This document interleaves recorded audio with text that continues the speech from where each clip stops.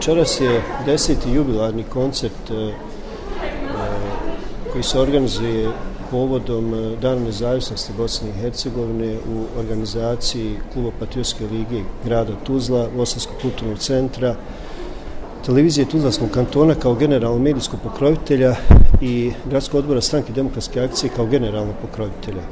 Dakle, ovo je način da za građane Tuzle upriličimo jedno lijepo druženje uz pjesmu Sevdalinku povodom velikog praznika 1. marta, kada su građani Bosne i Hercegovine slobodnom demokratskom voljom na referendumu opredijelili se da njihova domovina ide putem nezavisnosti. Ovo je jedan od načina da obilježimo ovaj veliki praznik i da se ugodno družimo. Svake godine sala je prepuna, evo i sad je primjetno da građani zaista cijeni i poštuju.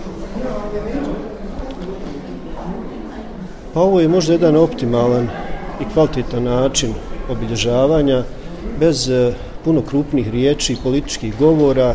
Jednostavno građani na ovaj način iskazuju svoje poštovanje prema ovom velikom prazniku, ujedno provedu sat i dva u jednoj ugodnoj atmosferi, družeći se sa pjesmom Sevdalinku. Mislim da je to dobar recept.